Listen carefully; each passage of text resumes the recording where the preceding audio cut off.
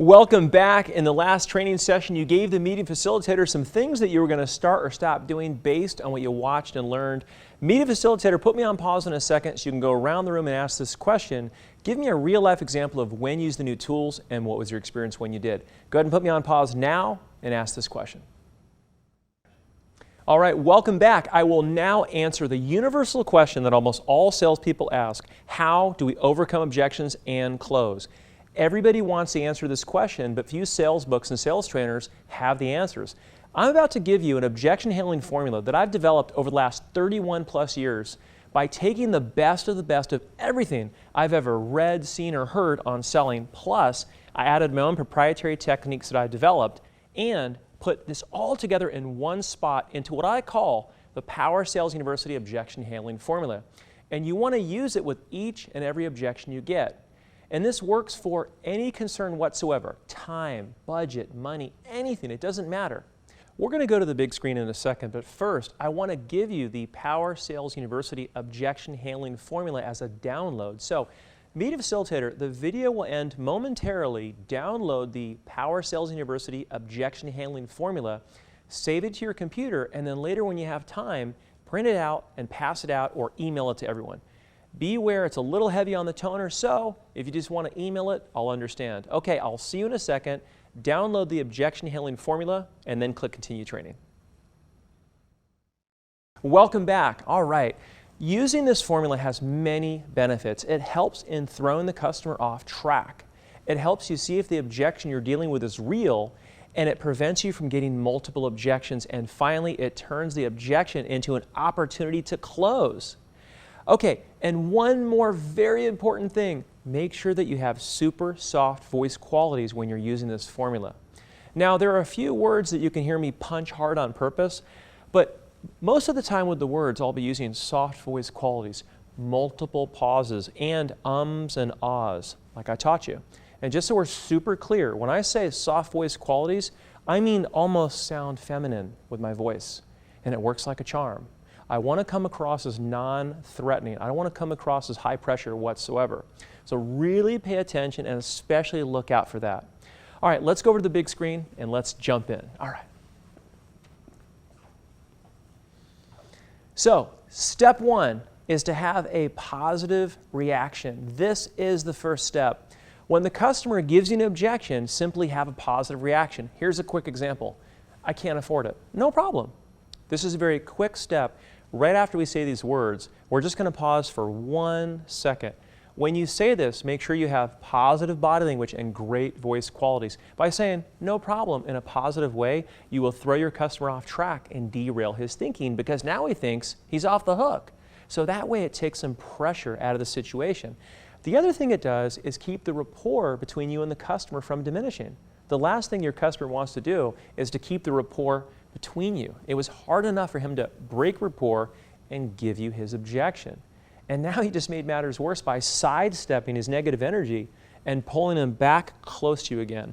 This also shuts down runaway talkers. You know the type that give you 2 or 3 objections in a row without letting you get in a word edgewise. So now, as they start to ramble on into their second objection, just jump in with a quick, oh, no problem. And it'll shut them down without them feeling that way. And they'll say something like, oh, okay, and they'll stop talking. Sometimes you have to repeat yourself a couple of times to cut them off. Okay, no problem. No, I get it. No problem. That's fine. No problem. So that's easy. It's a piece of cake. 2 words, no problem. Step 2, clarify. Clarifying the objection means determining whether the objection is real or not. This is a very, very important step. I'm sure you know by now that customers don't always give you the real objection, right? I'm sure you've heard the expression buyers are liars, because if they do, you might close them. It's because they're trying to hold their cards close to their chest. When your customer gives you a false objection, this is known as a smokescreen objection. In other words, they're just blowing smoke. Clarifying will allow you to see if the objection you just heard is real or not in a very professional manner. The benefit is that you have a chance to eliminate a smokescreen objection right here at this step. This way you don't waste your time dealing with a false objection. Why waste time trying to overcome an objection if it's not real? Your job is to get the real objection and overcome it. Clarifying also turns the objection into an opportunity to close your customer. How's that for turning a negative into a positive? You got an objection and you turned it into an opportunity to buy. Here's an example for you. You know what? I just can't afford it. Oh, okay, no problem. So if you knew that you could afford it, then obviously you'd want to move forward, correct? And by the way, I'm always going to put a nice strong tie down on the end of my sentence when I do my clarifying step. I'm always going to end my sentence with right or correct and with slightly elevated and stronger voice qualities on those tie downs. Now at this moment, if you look at the objection handling formula on the screen right now, you see green, yellow, and red. What I've done is color code the body language and voice quality response the customer is going to give us into green light, yellow light, red light. So if you get a solid yes or absolutely or anything that's a congruent yes, which is rare, we would skip to the next step, which is isolating the objection, which we'll talk about in a moment. But hearing a congruent green light yes right here will be rare because usually the first objection is a smokescreen. Also, hearing a solid red light no is also rare. But if you do, as you can see on the chart, you're going to say, no problem. So what other concern or concerns do you have that are holding you back? I can't afford it. No problem. So if you knew that you could afford it, then obviously you'd want to move forward, correct? No. Okay, no problem. So what other concern or concerns do you have that are holding you back? And based on whatever they give me, I'm going to plug in the new objection along with the old objection into the clarifying step again like this. It's also bad timing right now. Okay, no problem. So if you knew that you could afford it and the timing was right, then obviously you'd want to move forward, correct? Yes. But like I said, it's uncommon that you'll hear a no. So let's start over and hear our most popular yellow light response from the customer. You know, I can't afford it. Okay, no problem. So if you knew that you could afford it, then obviously you'd want to move forward, correct? Yeah. You know, I couldn't help but notice that that wasn't quite a yes right there. It seems like you might have another question or concern. This is such a powerful line that you need to practice. One of the most powerful things I've ever developed is adding ums and ahs to sentences along with hesitation after a long pause when the customer responds. This will make it seem like it's the first time you've ever said that sentence, so you come across 100 times more genuine and authentic. Do this along with softening up your voice qualities as a way to sound like the caring, consultative salesperson. For my B2B salespeople, you're going to do and say the exact same thing as my B2C salespeople, but you're just going to take a little more time and stretching out those responses with those nice soft voice qualities and body language if you're face-to-face. So let me give you our example one more time and really pay attention to the delivery of the last line, and then I'll keep going with our example. You know, I can't afford it. Okay, no problem. So if you knew that you could afford it, then obviously you'd want to move forward, correct? Yeah. You know, I couldn't help but notice that that wasn't quite a yes right there. It seems like you might have another question or concern. Well, look, I'm also concerned about the timing, and I'm wondering if I should just wait till next quarter. Look what just happened. We just got what most likely is the real objection. The first objection may or may not be real, but the second one is definitely real. So now we can use a technique I came up with called the step over. What the step over does is get rid of the first smokescreen objection about 65 to 70% of the time. However, if both objections end up being real, that's okay, because I need to get it out in the open and handle the concern if it's real. I don't want to sweep a real objection underneath the rug. So our next step is the step over. Watch this, same kind of hesitation right here. You know, I could be wrong, but I'm getting the feeling that it's more the timing that's the concern than it is being able to afford this, or am I wrong? Is it both? You know what? I could afford this if I wanted to. That's not the problem. But correct, the timing it's just bad right now. Wow, amazing. We just clarified the objection and determined it is not the real objection. We now have the real objection, and the customer just agreed that the first objection is not real, and this new objection is. Guys, that's huge. Now, we're not done yet. We have to use our isolation step, but this is absolutely amazing. I'm telling you, from my own research, plus my 31, 32 years plus sales experience, whatever it's been, and reading all the sales books, the tapes, the CDs out there, this is the most powerful way to handle objections you've ever seen in your life. So let's talk about step 3, isolating the objection and why that's so important. What usually happens when you overcome the objection? That's right, you get another one, and another one, and another one. It just doesn't stop. So to prevent that from happening, we have our isolating step. I would say that this step prevents you from getting another objection about maybe 70% of the time. And of course, that's absolutely huge. And if you don't do this step, you've almost got a 100% chance that you're going to get another objection. And here is exactly what you say to isolate the objection or the objections. Other than that concern, do you have anything else holding you back? And I really want you to notice the emphasis I put on the word anything. Other than that concern, do you have anything else holding you back? And what this does, besides the obvious, which is to prevent you from getting multiple objections, is it gives the customer time to process what you're saying. No, I don't think so. To search their mind to see if they actually, in fact, do have any other concerns holding them back. And usually, after they process it, which you'll see and hear them do, they'll say something like, no, I'm good. No, that's it. And then I want you to isolate a second time like this. Okay, so if you knew the timing was right, then you would move forward right now, correct? Yes. And of course, this could be place a deposit right now, place an order right now, move forward right now. You get the idea. And now I do my step 4, which is inject them with some confidence and certainty. This will throw them way off track. Also, when you say this next line, it'll give you 5 to 10 seconds to prepare yourself to deliver your memorized rebuttal or to quickly think of a rebuttal if it's an objection you've never heard before. Well, you know what? That's the easiest concern to solve in the world. I hear that at least a couple times a week, and I'm going to solve it for you right now. Think about the psychology behind what the statement does. If the customer was being truthful with you and gave you the real objection that they really wanted solved, then this is music to the customer's ears because they want your product or service. They just have a genuine concern that they want solved by a confident salesperson.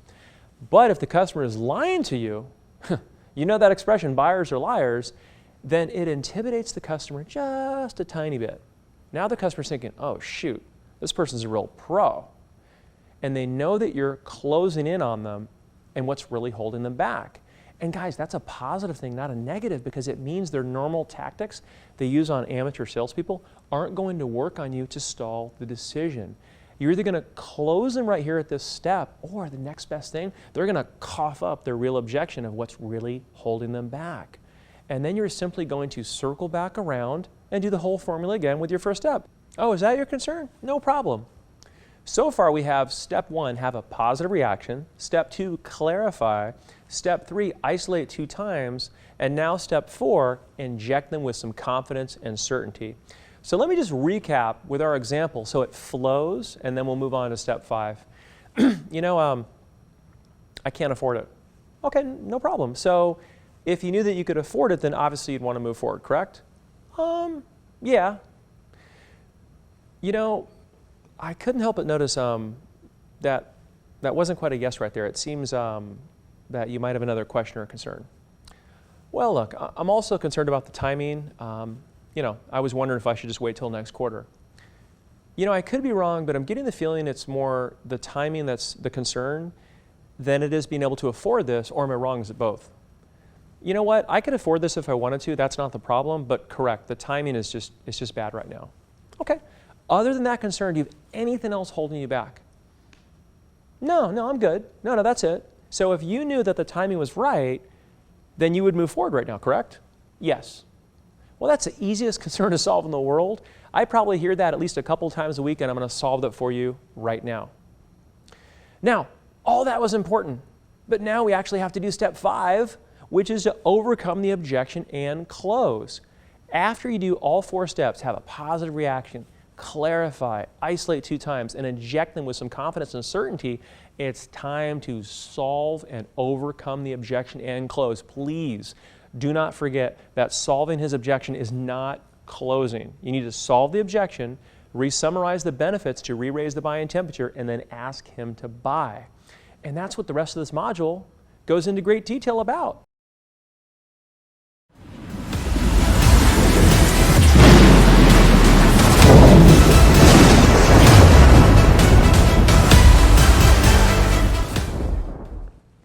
Welcome back. At the end of the last training session, you gave the meeting facilitator some things that you were going to start or stop doing based on what you watched and learned.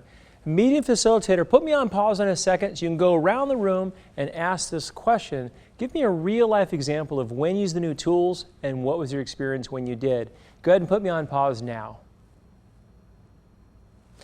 Okay, in this module, we're going to focus on voice qualities, both yours and your customers, how you say what you say, and what your customers' voice qualities mean when they speak. If you remember, and I'm sure you do since I've been drilling it into you, voice qualities account for 38% of what you and your customer communicate. Voice qualities are things like the tone of your voice, the speed at which you talk, the volume, the pitch, pauses, and so on. The list goes on. Voice qualities can be broken down into two areas: what your voice qualities are communicating to your customer and what your customer's voice qualities are communicating back to you. Let's start with your voice qualities. Now, when it comes to your voice qualities, there are two areas I want you to think about. The voice qualities you say and express when listening to your customer, and the voice qualities you say and express when you are talking to your customer. Let's discuss what voice qualities you should say and express when you're listening to the customer. This is fairly easy because we're just trying to show through voice qualities that we acknowledge that we're listening, interested, and captivated in what our prospect is trying to express and communicate to us. For this to be effective, to do this properly, the only way to pull this off is to be genuinely listening to someone. You need to be really listening so that you can have the right reaction. Okay, so if somebody told you they've been in business for 40 years, you don't need to have a degree in psychology to understand that you should freaking pay them a huge compliment right there, even though we're listening. But with or without the compliment, when you react, I want you to react with the right voice qualities. Maybe something like this: wow, 40 years, that's a long time. Congratulations. And notice how I use my voice qualities to really emphasize the words years, long time, and congratulations. And notice how I dramatize those words. Let me repeat my reaction one more time so you can really hear the emphasis on those words like, wow, 40 years, that's a long time. Ready? Wow, 40 years? That's a long time. Congratulations. Even though it's not a sales book, I want you to, without question, read How to Win Friends and Influence People. One of the principles the author, Dale Carnegie, outlines is that you need to dramatize your ideas. Another rule is give honest, sincere appreciation. Obviously, from that reaction, I did both. But it's the voice qualities and how I dramatize those voice qualities on the words long time and congratulations that I wanted you to catch. Just listen to a few words and phrases when you're listening, and you'll be able to quickly visualize the conversations and where you could use these kinds of reactions. How about this? Man, seriously, I can't believe it. Of course they did. That makes sense. Wow, unbelievable. And what do most salespeople do? The opposite. They sit there like a bump on a log, or like they're waiting for the customer to finish talking so they can get back to presenting. No, you've got to react with the right body language and voice qualities to show that you're not only listening with interest, but that you are captivated by what the client is trying to express and communicate to you. So let's have you write this down. Deliver dramatized voice qualities when you react as a way to show you're listening with interest. Again, deliver dramatized voice qualities when you react as a way to show you're listening with interest. Do this and you will build massive rapport and get people to open up which will give you even more information into what their true needs and desires are, as well as give you multiple paths and ways to sell them. Are you starting to get a clear picture now? When you start combining all of the techniques I'm teaching you, like asking questions and reacting with both body language and voice qualities to show that you're seriously interested, and then yet asking even more questions to take them down the path towards the sale, you're going to sell with ease. So that covers the voice qualities that you need to say and express to show that you are listening. And now let's talk about where your voice qualities need to be at when you are communicating. I'll also combine reading your customer's voice qualities in with this, since the two go hand in hand. Again, we're going to discuss right now what your voice qualities should sound like when you're communicating and how to read your customer's voice qualities. We're going to go deeper into this, but for now, just know that mentally, when I think about this topic, there are two distinct buckets, if you will, that your customer's voice qualities will fall into when you're talking. One, showing massive certainty, like you're giving a sermon or you're on stage giving a seminar to thousands of people. Two, soft, almost feminine-like voice qualities for my males out there that you show when encountering any questions and, of course, any objections. The more intense the customer's voice qualities are with his question or objection, the softer your voice qualities are. Does that make sense so far? The first one that shows massive certainty sounds like this. John, if you do my program, there is no question I will help you increase your sales. Consider it done as long as you follow through. And then you would continue on until you've made your point with the customer. And you should use this all throughout your presenting and closing phase, and unless and until you encounter any negative, nonverbal body language or voice quality signals that may show skepticism, a closed mind, or that the customer has a question that just came to them. And how would you know if they have any of those? Simple. You watch their body language and you listen to their voice qualities if you're selling face-to-face, or you listen to their voice qualities and visualize their body language if you're selling over the phone. John, if you do my program, there is no question I will help you increase your sales. Consider it done as long as you follow through. Does that make sense? Yeah, absolutely. Now that I've trained your ear, it is plainly obvious by listening to the voice qualities of this prospect that he is into what I'm saying. So back to our green light, yellow light, red light example we use for body language. It's the same for voice qualities. If I've got a green light, I'm going to step on the gas and I'm going to go 100 miles an hour down the freeway with highly dominant and certain voice qualities like you're hearing right now in my voice.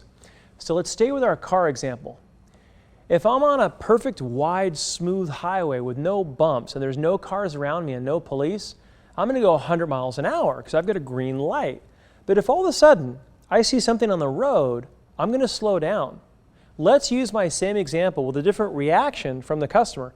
John, if you do my program, there is no question I will help you increase your sales. Consider it done as long as you follow through. Does that make sense? Mm-hmm. It is plainly obvious through voice qualities, now that you're paying attention to this kind of stuff, that the prospect is skeptical. So I need to slow down and maybe ask a question with soft voice qualities like, it sounds like you've got a question or a concern.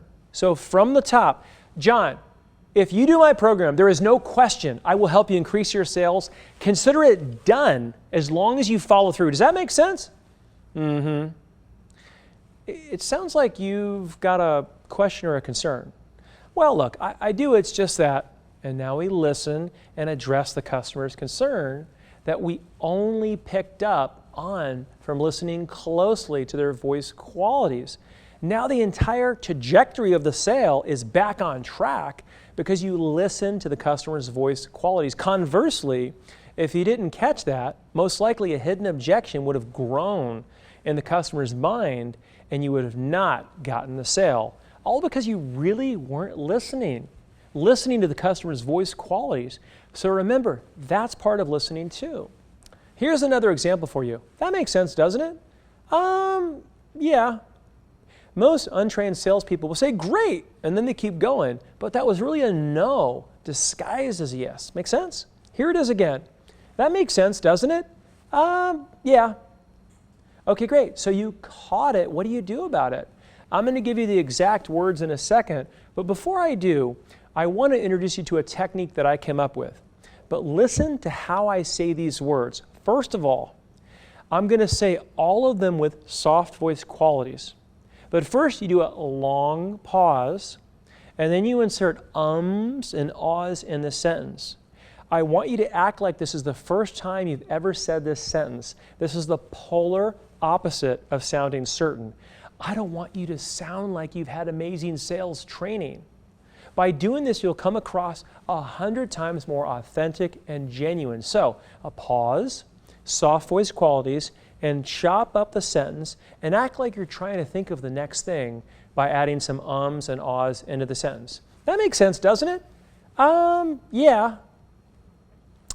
You know, I couldn't help but notice that that wasn't quite a yes right there. It seems that you might have another question or concern.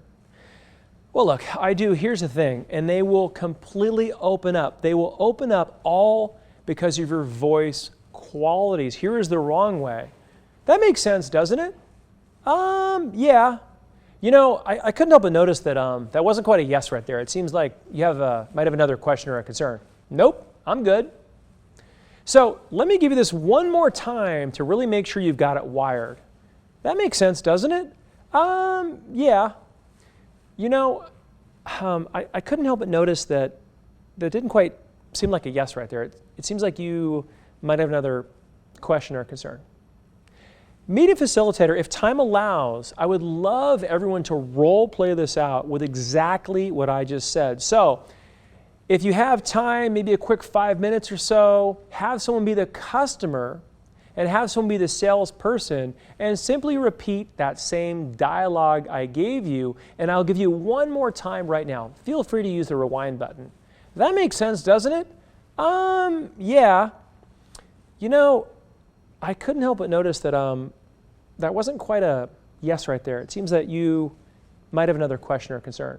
So pause the video right now if you have time and have one person be the customer and one person be the salesperson and do those 3 lines and then switch. So let me drive this home a little deeper, and I know I'm repeating myself a little bit, but I'm doing it on purpose to really groove this into your brain. The first very important technique and tactic I'd really like you to consider permanently adopting is to use dominant and certain voice qualities when you've got a green light, but soft voice qualities when you have a red or yellow light. So think of animals for a second. We've got a green light, we're taking an alpha position, and we're going to use dominant and certain voice qualities. But when we have a yellow light or a red light, we're going to take a more submissive position, but with soft and certain voice qualities. Make sense? Okay.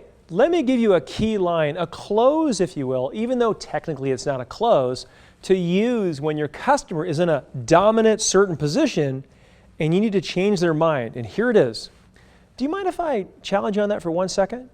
Everybody write that down. That line is huge. Here it is again. Do you mind if I challenge you on that for a second? So watch and listen.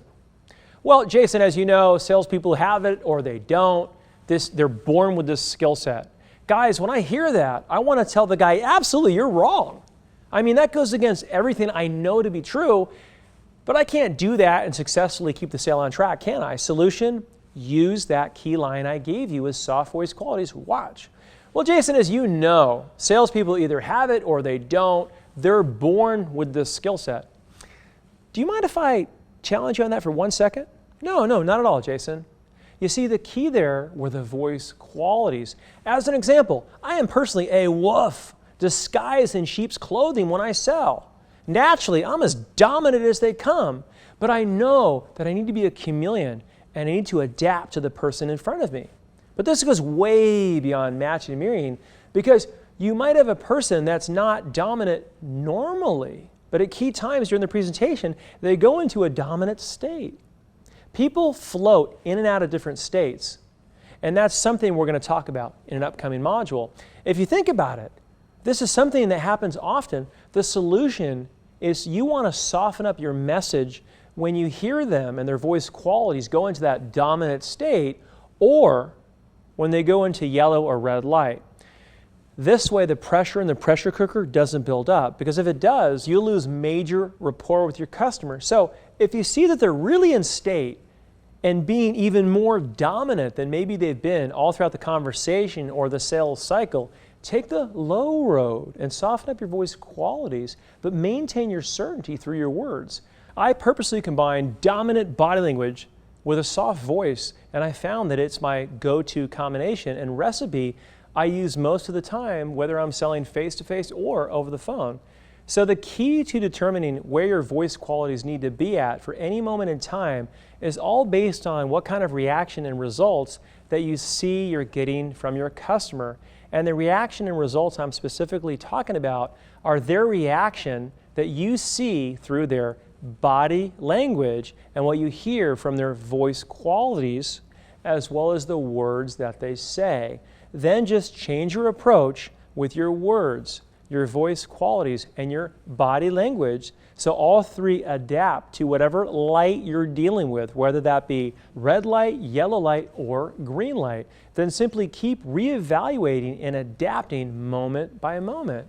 When your customer is green light, dominate with the appropriate levels of energetic certainty and show that in your body language, voice qualities, and your words, and make sure that all three are congruent. Yellow light, decide which way to go, soft or dominant, or maybe somewhere in between. If you see that they're red light and in a dominant state, then you need to go soft with your voice qualities while still maintaining certainty with your words. No, I hear you. That makes total sense. We could definitely make that work. No problem. And then when you see them go back to yellow light and you think they could go to green, then you step on the gas. No, I hear you. That makes sense. We're definitely going to make that work. Consider it done. It's all in and out and knowing at all times where they're at and where you need to be. So listen intently at all times, whether you sell face-to-face or over the phone. So what we're really talking about here is listening for the real message behind the message when analyzing your customer's voice qualities. You need to make sure that you're always reading in between the lines and trying to spot incongruence between what they say, the words, versus their voice qualities and their body language. And what levels of certainty on a scale from 1 to 10 of those three. Are there any signs of negativity or skepticism to your offer? Are these signs of negativity or skepticism red light or yellow light? You're also listening for positive voice qualities. It's like the word really. A customer can say the same word in many different ways. If they said really with skepticism, it would sound like this, really. If they said it with positive voice qualities, it would sound like this, really. So you need to see and hear where they're at all times. Red, yellow, or green light. And then whatever levels of certainty those lights are at based on the customer's voice qualities and body language. And get excellent at seeing if your customer is congruent. Watch and listen to the total message, body language, voice qualities, as well as the words, as well as watch and listen for how congruent and certain they are with all three of those. In other words, do they match, or is there any incongruence? Let's go back to discussing your voice qualities, and I'm going to give you several quick, powerful tools right now. I want you to practice pausing certain times for effect. Here's an example for you with some breath. Look, here's the thing, John. Or, I tell you what, we had a special a couple months ago, and you would continue on. Next, practice raising your volume and lowering your volume as you talk. Talk faster or talk slower with a deep voice or a high voice. Use sound effects to emphasize what you say. If you're talking about an explosion, you might want to create a boom sound as you describe it. Be dramatic so you mesmerize the customer and hold them captivated. Here's another extremely powerful technique that I came up with. You want to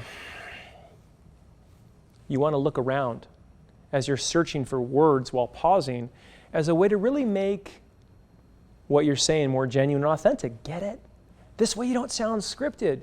You can be a genuine and authentic person, but not come across that way because your job requires you to have to learn and deliver certain scripted questions, statements, and closes verbatim, like many of the things I'm teaching you. Solution?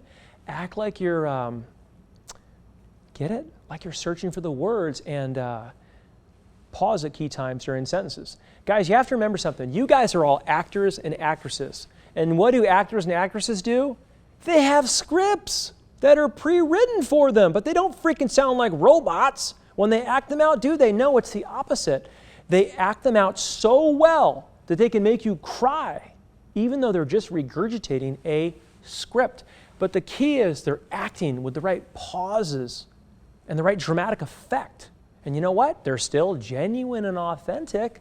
They're not trying to fool you. So feel good about calling yourself an actor or an actress. And how do they make a script look and sound genuine and authentic? They study their lines over and over while acting them out. And they do it out loud. And they internalize it. They believe it. And they deliver it that way. And remember what I said in the earlier modules. Even if you sell over the phone, invest in high quality body language so it affects your voice qualities. So here comes a live example from my Jason Selling Live content. And you will see a few arrows that show where I'm purposely searching for my words. One acting trick, if you will, that I employ is I think of the eye chart from month 2 in my mind, and I imagine getting stuck in the wrong mode as a way to help me pause. And when you see me do these 1 or 2 sentences where I'm searching around for the words, I know this line like the back of my hand. I've probably said it 1,000 times in the last decade plus. It's one of my go-to lines. But again, I get it? I break it up like it's the first time I've ever thought of it. So it sounds more genuine and authentic. One more thing that I want you to look for. You'll see I am totally dominant and in control of the conversation. And you'll see that based on my body language and my voice qualities. But right when I ask the question, at the very moment where I said, does that make sense? I purposely hesitate when I ask that question as a way to let the prospect have some control. Yes, I want to lead them, but I want them to think that they're in control. So at key times, I will purposely hesitate and ask a question like this that I know that I'm going to get a yes to. Okay, let's take a look at this and I'll see you in a second. This would be to link back to what I said in the beginning, what you'd want to do versus any trying to get their buy-in. Because I don't mind telling you guys, I make enough money to tell you this to be transparent. If we try to get their buy-in on sales training, it's very akin to, let's say, an example of a coach trying to get the players buy-in that they're going to know the playbook and know the drills and show up to practice, right? They never do that. It's expected. So it's your guys' blood, sweat, and tears. Why would we let a guy close at 15% when he should be at 30? Does that make sense? 100%, yeah. Awesome. Awesome, guys.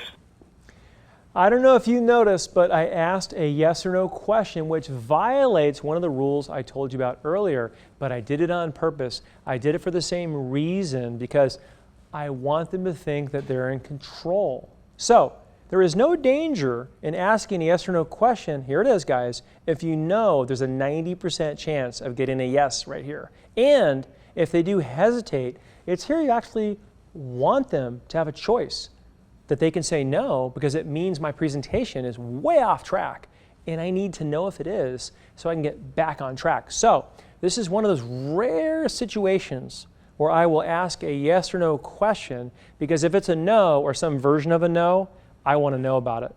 Here's another one for you. This one's a big one. I go on these long morning walks along the ocean where my main home is in San Juan, Puerto Rico. And I've got a daily routine that takes about 22 minutes or so to do. And I've got a separate module on the importance of a daily routine, how it works, and what it's all about, why it's important. But for now, let me just give you a small piece of that. And it has to do with practicing voice qualities. Here's what I've been saying to myself for a couple of years, and this allows me to practice my voice and get in state so that I'm not cold on my first call. Think about a boxer not warming up before a fight, and then he gets knocked out because he didn't warm up. So here's what I say to myself out loud. And nowadays, people think you're on the phone versus talking to yourself, so it doesn't really matter. Plus, I've got earbuds in, and I'm listening to the first music and then this daily routine that I recorded, so they think I'm on the phone. Here we go. I am in state for each and every presentation. It is ramped up certainty through volume that is infectious. 90% of salespeople have never even read one sales book. This stuff is easy, John. All you need to do is run this in a meeting and it's lights out. My voice qualities are sweet but certain, and I'm digging deep and gaining rapport is what's making the difference. Hey, nice to meet you, Jim. Oh, okay, no problem. If I could just challenge on that for 1 second. So the point is, for my first call, I'm ready.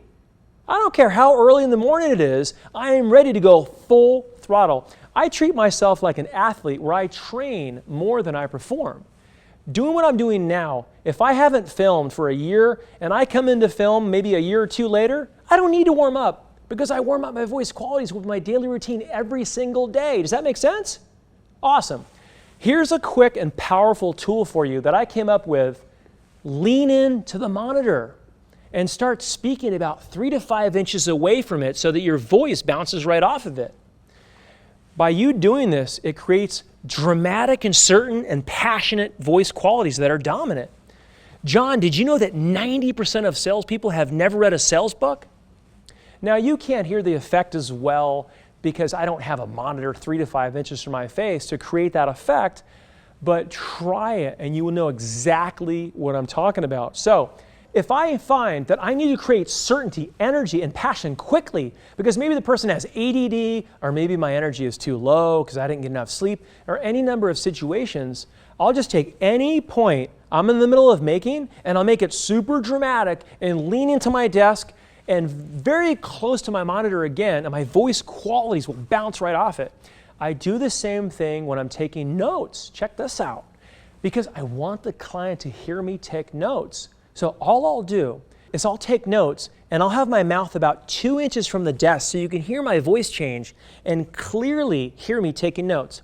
Okay, so let me just write that down. Okay, yeah, that makes sense. Got it. And then besides building rapport, they'll start getting excited because I'm taking notes and because I find what they have to say to be valuable and important. And because of that, they'll give me even more valuable ammunition. Another thing I'll do is bang on my desk when I'm getting passionate. Nothing crazy, just enough where I can take my fist so they can hear it on their desk. John, all you need to do is run this in a meeting and it's lights out. And there'll be some light banging on the desk for each of those 5 words. All you need to do, that's it.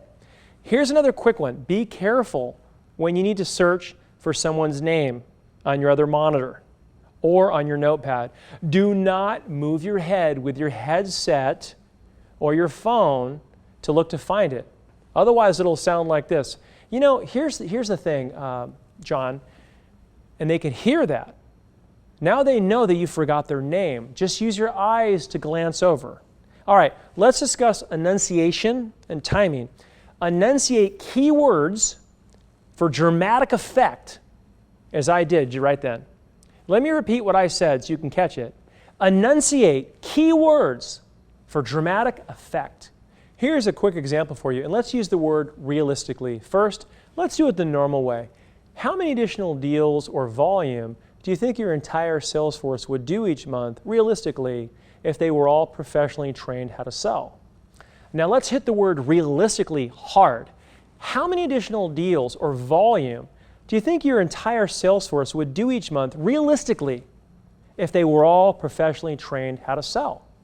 Also, insert certain pauses for dramatic effect as well. I call it chunking. Also, you need to slow way down and break your sentences into chunks, as I did right then. This will take some practice, but doing this will draw your customer in. It almost has a hypnotic effect. This is also great to do when you've got a fast-talking ADD type that's all over the place. Okay, we've come to the end of another module. Wow, we packed a lot in here. All right, well that's it for this module. Meeting facilitator, you know what to do. When the module ends, go around the room and ask this question. What's an aha moment you've had during this training session? Something you will start or stop doing based on what we've covered. Then after that, get ready to test your salespeople with the following test. And as always, let's try to get a different salesperson to answer each question. All right, I will see you at the next module. And as always, you know the rest.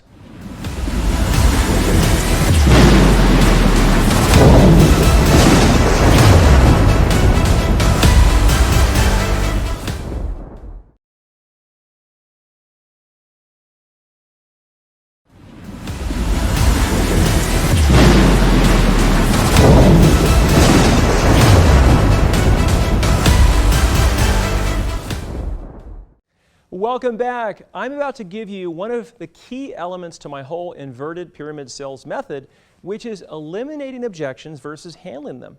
Let me start out by asking you a question. Have you by chance ever noticed how your boss that sells, or maybe another top salesperson at your current company, or maybe even your last company ever said something to you like, really, I never get that objection, when discussing a particular objection that you get that you're asking them how to handle? Here's what's going on. Most likely, without them even knowing it, the way they're structuring their presentation, they're eliminating the objection. Most likely, they're doing it unconsciously. So, if that is in fact you that I'm talking to you right now, I'm going to show you how to consciously eliminate all of your objections, and worst case, even if they come back up on the back end, you'll have the ammunition to be able to solve them with ease by saying things like, right, but remember how earlier we agreed? And then fill in the rest. So for 99% of you, you normally handle objections during the closing phase of your sale, correct? They inevitably come up when you ask your customer to buy. But why not eliminate the objections that your customer almost always hits you with? I'm talking about the ones that come up more than 50% of the time. Think about it. Why handle an objection at the critical closing phase when it could cost you the entire sale, when you can handle it in the warm and fuzzy stage on your terms? Also, when you bring it up, it gives you massive credibility since it didn't look like it was something that was hidden from your customer that they had to discover for themselves. Because you've got to remember something. Oftentimes, customers are expecting to get a surprise from the salesperson. And if they get that surprise, they just might walk, or at the very least, try to talk themselves out of the product or service. Most customers are thinking that the concern or the issue should have been disclosed to them up front rather than them having to discover it on their own. And can you blame them? So guys, it's better to handle any customer concerns or objections up front because it's on your terms, not later when it looks like you've been holding something back or hiding something from the client. So let's work on eliminating objections during the rapport or presentation phase. I know what some of you might be thinking. Why bring a negative up front? However, I'm talking about eliminating the objections that your customer is going to most likely voice anyway. My formula is 50%. If there is a 50% or greater chance that my customer is going to give me a particular objection, I will always bring it up early in the presentation with the goal of eliminating it completely, or at least giving me major ammunition to handle it later. Think about the odds here. Which way are you going to lose more deals? By getting an objection that you know that you're going to hear out in the open on your terms when your customer is feeling positive about your product or service, or by waiting for them to bring it up during the closing phase where they're just looking for reasons to try to talk themselves out of the deal. You see, when you have an objection that's going to come up anyway, why not deal with it when your customer is leaning forward? Think body language and listening to your presentation, meaning they're in state, whether that be on the phone or face-to-face. If you wait until the end of the presentation when they voice their concern, they will inevitably lean back and fall out of state as they ask their question or voice their concern. And when that happens often, they will go red light on you and fall out of state. And that's if they even bring up the concern in the first place. It may very well remain hidden and you'll never know why they didn't buy. Deal with their common questions and concerns, as well as the frequent customer objections and any inherent flaws in your product or service, or any competitive disadvantage up front, not on the back end when your whole presentation hinges upon it. Now, there are some objections that we want to eliminate up front 100% of the time, and others you may decide based on your gut feeling to eliminate on the back end. Finally, there are those objections where you simply ask a question and the customer has no idea he's given you ammunition, which you will then use on him and for him later, should that objection come up at a later point. And let me go back to my 50% formula for a second. It's not just my standard objections that I know I'm going to hear 50% or more of the time that I'm going to eliminate up front. It also might be a rare objection that I hardly ever hear, but I can tell with the way this presentation is going and what the customer is saying that this particular objection is going to rear its ugly head at the end. And when that happens, why not eliminate it right now at this stage for all the reasons that we talked about so far? Now, there is one small negative to really getting excellent at eliminating objections. At times, customers will think that what you have, what you're selling, is too good to be true. And of course, if you don't hear this verbally, you'll hear it through their voice qualities or see it in their body language. What the customer is actually saying verbally or non-verbally is, I normally always have at least one concern or objection whenever I buy something at this point, so I'm a little scared that this might be too good to be true. Well, of course, this is a good problem to have compared to having to deal with multiple objections. We'll solve this minor challenge when we discuss creating your own objection. You heard me right. Okay, let's do a quick exercise right now. Meeting facilitator, let's get you or someone next to you to type or write out a master list of common objections, all the common objections that are standard for your product or service right now. If you only hear the objection once in a blue moon, leave it off the list. We're just talking about common objections. Usually at most you'll have 4 or 5 objections. So let's all agree on, again, the 4 or 5 most common objections. Next, put a star next to that objection that comes out more than 50% of the time. Pause the video and please do that now. Okay, welcome back. Not now, but when this module is finished, I then want you to take those objections that come up more than 50% of the time and see how many of them that you can take and turn into a question that you ask the client so that you can eliminate the objection. This question should not be so obvious that the customer understands that you're trying to eliminate their potential objection or concern. As we progress through this module, I will give all of you what you need to do this. But please make a note of the second part of this exercise that I need you to do. Now, it is in the rapport or presenting stage that you ask a not so obvious question that allows you to either completely eliminate the objection or, worst case, if the objection comes up again, you'll have a bullet loaded into your gun. So you'll have ammunition to fire back at them later. You ask a not so obvious question when the objection just comes up some of the time.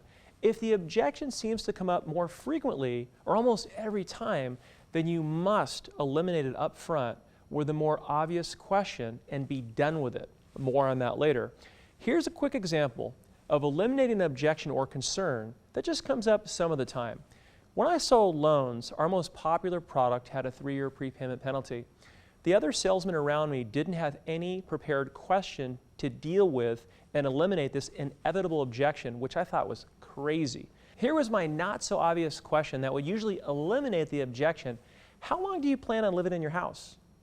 But when the other salesman would just try to use that in a rush without hearing my series of questions right before that, they might get, well, I don't know. You never know what the future holds. The key mistake there that the salesperson didn't do was put the customer in state before he asked him how long he planned on living there. We'll discuss state next month, but just know for now it means reliving the experience as if you're there. So I knew that if I got my customers in state about how much they liked their home, I get the same response every time, which I'll share with you in a second. So what I would do is ask them questions like, hey, have you remodeled your house? If they said yes, I'd say things like, tell me about it. So I could take them deeper and deeper into state. Now, they probably thought I was asking these questions to see if the house was more valuable since it had to be appraised, but no, no, no. I would ask them questions like, oh, do you enjoy that new patio? Do you and the family get together out there often? Questions like these would put them in state, and we would also build rapport. And finally, when they were there, when they were in state, I would say, oh, awesome, so how long do you plan on living there? Almost every time they would say this exact response, until the day I die. And I would write that in quotes on my lead sheet or in my CRM in case I needed it later in the sales cycle. Writing it down also served as a map for my next follow-up tie-down question. Tie-downs are next month, but I would say, so you don't plan on moving in the next 3 years, right? And they would emphatically say, oh, no, done. Now, if the prepay ever came up, I would look at my notes and say, well, I never brought that up because it doesn't affect you. When I asked you how long you were going to live in your house, you said, until the day I die. You see, it all gets back to asking questions, collecting ammunition, eliminating objections, and setting traps. That's what my inverted pyramid sales method is all about. Your presentations will take more time, but you will close more and have more rapport with your customers. You need to be methodical and calculated with your every move. I had times where I would reframe the objection if it came up earlier than it usually did. Reframing is an NLP technique, which we'll be discussing in future modules, where you reverse the issue, comment, or concern and put a new frame around the meaning of something. It can also be a great way to take a negative and make it a positive. Let's say a customer asked me if the loan had a prepayment penalty. Before I had a chance to eliminate the objection, I would still use the question I would normally have asked them later to eliminate the objection, which again is, how long do you plan on living there? But more times than not, it would fail because the customer knew which way I was going when I asked them that, since it was obvious. So I would say either one of the two following responses, depending on how certain and strong they asked the question. If they just ask if the loan had a prepayment penalty without too much force, remember voice qualities, I would say, yes, and that's a good thing because it allows me to give you a lower rate since you're telling the lender that you're committed to the loan for 3 years. Prepayment penalties are a good thing, and let me tell you why. They're a great way to get your interest rate lowered. By the way, how long have you lived in your house? And then they would answer something like 10 years, and I would crank up my voice quality and say, oh, okay, so you're not going anywhere anyway, right? By the way, when you get into reframing, the actual reframe was prepayment penalties are a good thing, and let me tell you why. Now, if my customer asks that question with more force in their voice quality, something like, does this loan have a prepayment penalty? I would still use a similar reframe, but slightly different. I'd say, only if you want there to be one, and you do, because it gives you a better rate. But it's not for everyone. I'll give you my suggestion based on your answer to this next question. How long do you plan on living in your house? Since they sense a trap, they might say, I don't know. Then I would just take it away and say, well, you know, that's too bad, because if you had committed to the loan for 3 years and took a 3-year prepayment penalty, it would have allowed me to give you an even lower rate. You see, if you commit to the loan for 3 years, you're telling the lender that you'll keep the loan for at least that long, so they give you a discount. Next, they would say, well, how much less would the rate be? And then I would just keep taking it away and seem like a good consultant rather than a salesperson. You know, I don't want to tease you. It'll only get you excited, and I don't want you to get hurt if you're going to sell your home in the next 3 years. Remember, they never said they were going to sell. I just took them there because I know what's coming. I just programmed them to most likely say, I'm not going to sell.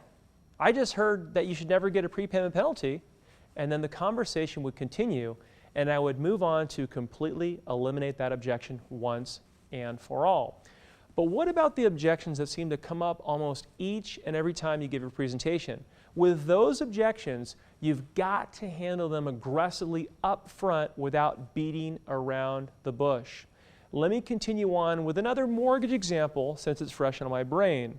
There's a million examples I could give you, but with the product that we sold, We were selling against a 30-year fixed loan.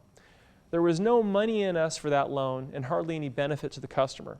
When selling away from the 30-year fixed, when someone had a mountain of bills and they wanted to consolidate those bills or get cash out, one great closer I knew would give them the payment on a 30-year fixed, but that payment was calculated based on an interest rate that was lower than anyone else in the market was offering. He would do this on purpose. He would not mention the rate, but quote the payment using that super low, unrealistic rate. When the customer agreed that they couldn't afford the payment, he would then use a strong tie-down question and say, so we're in agreement that the 30-year fix is out the window, correct? Done, eliminated. So if your objection or concern seems to come up almost every single presentation, then you've got to design a little mini shtick, a series of questions that eliminate that objection up front. Now, if your sales cycle is longer than a day or two, and the same objection comes up a second or third time, even after you put in all that work, I have a solution for you so that you don't have to handle that same objection several more times in the coming weeks or months. After the second or third time, after you feel that you're all done and they feel better, say, so are we in agreement that we're done dealing with the blah blah? They will invariably say yes, nicely and with firm, but at the same time, gentle voice qualities say, great. So you're not going to call me next week or when you're signing papers about the same issue, right? No, I'm good. Okay, great. So we've moved past this issue, correct? Yes, great. Did that seem too strong for you? If your owner is in the room right now, look over at him or her right now and see if they agree with me. Don't be afraid of your customers, guys. You've got to have control, and believe it or not, they will respect you for it. Let me give you one more example where it's obvious to the customer that you're taking the objection head on and eliminating it. I really want to make sure that you've got eliminated objections wired.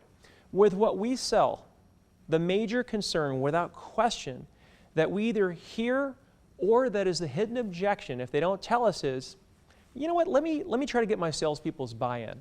I really want to make sure that they're going to follow through and do this. So we've got to eliminate this. So we tackle it head on. Let me give you an example live from my JC Selling Live content.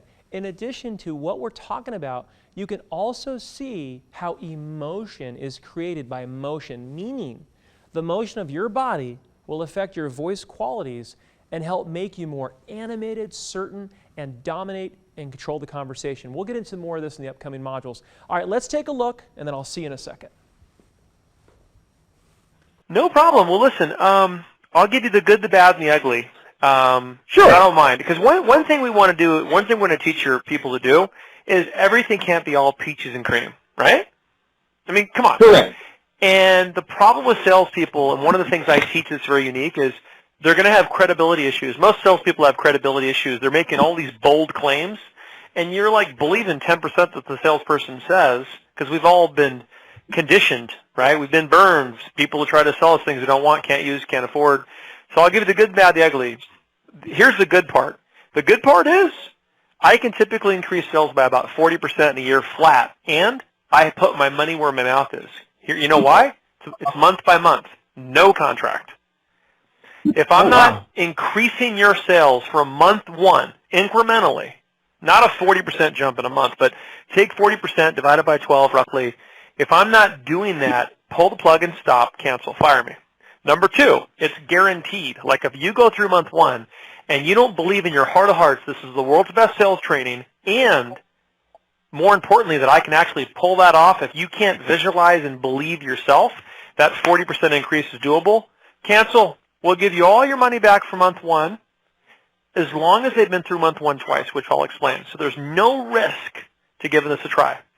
Here's the part that I need to tell you and be very transparent about, and I will promise you I'll be transparent. Here's the ugly. Here it is. You can't try to get their buy-in. Let me explain that. Okay. This is a little mini 2-second speech I'm going to give you. I had to learn how to sell sales training because, you know, where do you learn how to sell sales training from, right? Anything you've ever sold, right? I mean, anything I've ever sold in my life, I've had training and you know. But I noticed with mine, the big elephant in the room is, oh my gosh, are my people going to do it? So in the past, we used to not get right? Okay. Here it is. Think of any sport on the planet, whatever your favorite sport is. Any sport in the planet Earth, the coach never allows his people to not know the playbook and the drills. They got to know it, right? There's no choice. Yeah. So No choice. I guess here's my question to you, but first I'm going to give you this very ugly statistic you might remember from my radio ad. 90% of salespeople have never read one sales book in their life. Correct. And that makes sense. It makes sense. Exactly, right? Okay. They don't teach it in school, and they should.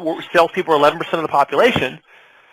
Companies maybe give 1 or 2 days of training when someone starts, and oftentimes it's product knowledge. Okay. So since that's the case, if your whole world centers around the ability of salespeople, the more successful they are at selling, the more money you make and they make, the more clients we help. Here it is. Why would we let our salespeople dictate to us whether they're going to actually learn how to sell, which is the whole freaking reason we hired them in the first place, right? Yeah. So I'm not asking for your commitment yet. I haven't even shown you what we do. But I just wanted to ask you this to get this part out of the way, because I really want this to work for you. That's why I'm giving you the ugly up front. Can you mandate, and would you agree with me that we're not going to try to get their permission to do the very job we hired to in the first place? If we do this, we're going to make them do it. Is that fair? Oh, yes. All day long. I'm military, too, so yes. All day long. Well, thank you for your service. Beautiful. All right, then we're going to have success. Let me show you exactly what this is. And please jump in as you have questions, because one thing we teach salespeople is not to what's called show up and throw up. All right. So guys, I think that example really hammers it home. Do you think there's even a remote possibility I'm going to hear that common objection that I would normally hear if I didn't eliminate it up front? Let me try to get their buy-in. No way! Think about it. That's the whole reason you're sitting here watching this training today instead of not, because the sales coach that sold this deal eliminated that objection. So guys, that's eliminating objections. We've put in some great work into this module. Remember, this is not how to handle objections. This is just how to eliminate them when we can. And Meeting Facilitator, remember, with the help of your salespeople, we want to take those objections that come up more than 50% of the time and see how many of them that you can take and turn into a question or a series of questions that you ask the client so that you can eliminate the objection. And you decide if that question should be not so obvious or obvious. You can even have 2 different versions, one that's not so obvious, like in the earlier example I gave you, or you can hit it head on like you saw me doing in that live sample. The more common the objection, the more you need to hit it head on. So this might require some extra time right now or to be scheduled, but guys, put in the work, and I promise you that this one module and this one technique can absolutely propel your company to a whole different level. No hyperbole. I'm talking like an increase might be 10% just from this module, seriously. Meet a facilitator, you know what to do when this module ends. Go around the room and ask this question. What's an aha moment you've had during this training session? Something that you will start or stop doing based on what we covered. And then after that, get ready to test your salespeople with the following test. And let's try to get a different salesperson to answer each question. All right, guys, I will see you at the next module. And as always, remember, the learning never stops.